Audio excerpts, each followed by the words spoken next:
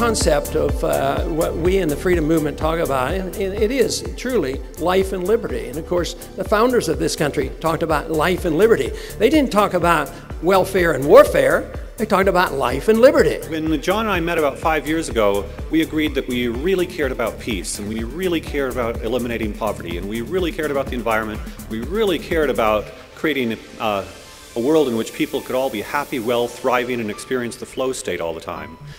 And as it turns out, we just both happen to be libertarians who believe that a free world in which people can choose their own paths is the world that will give us sustainable peace, prosperity, happiness, and well-being.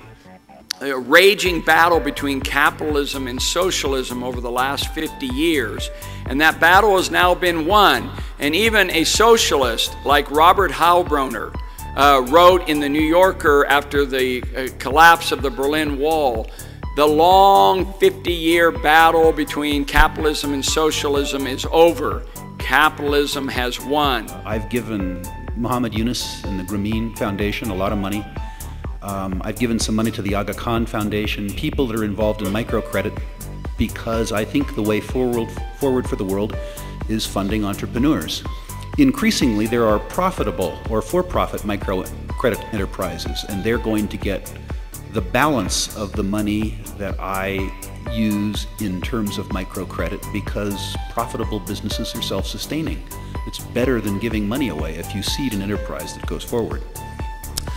In the place of all of these transfer programs, every American citizen upon turning age 21 would begin to receive, deposited electronically into a bank account once per month, a sum of money which over the course of the year would total $10,000 in today's purchasing power. Since its inception as a descriptive science, economics has been mired in controversy over how to apply its data and theory.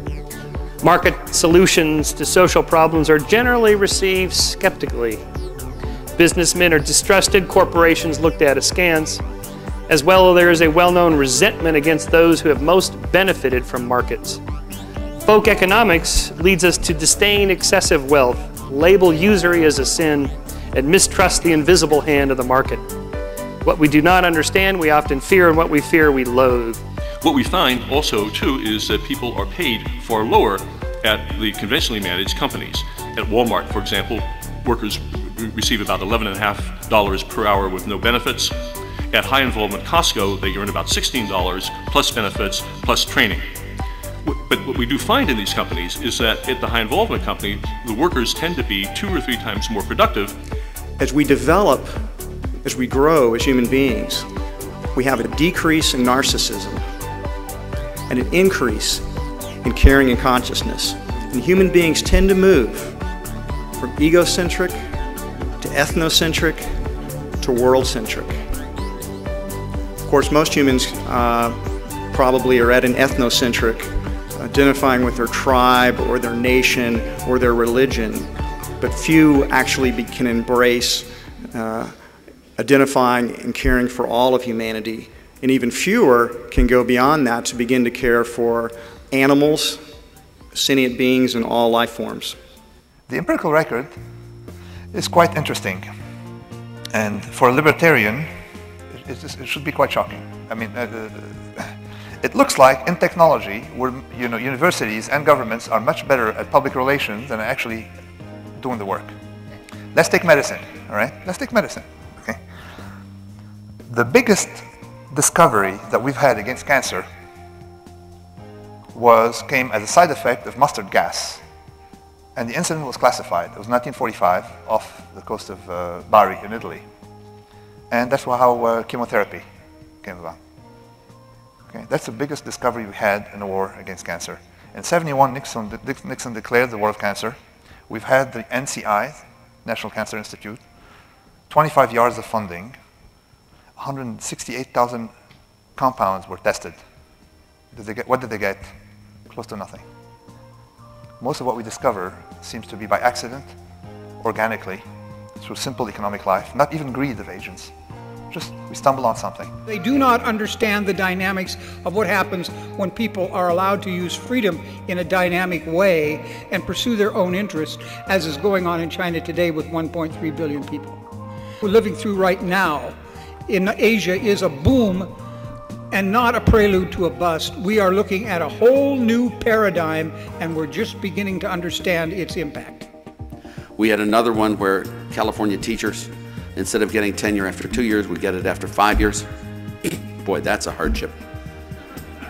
I mean, California has the highest paid teachers in the nation by far, and yet we have the second lowest test scores in the nation, which really irritates me.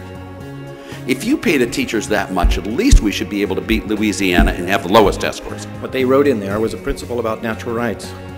We hold these truths to be self-evident, that all men are created equal, that they are endowed by their Creator with certain unalienable rights, that among these are life, liberty, and the pursuit of happiness. And one of the first issues of grievance against the king that they put in here in this document, risking their own lives in violation of the king's law, was to say the king has endeavored to prevent the population of these states, for that purpose obstructing the laws for naturalization of foreigners, refusing to pass others to encourage their migrations hither. So the dilemma of the libertarian is, if you can intervene abroad to secure liberty, should you do it, or should you abstain in the name of a non-interventionism that would undermine the promotion of liberty abroad? I consider it a shameful thing that this subject even has to be debated. What the U.S. did was attack a backward, primitive country that had done nothing to it, that used to be a bosom ally of this corrupt government here in the U.S.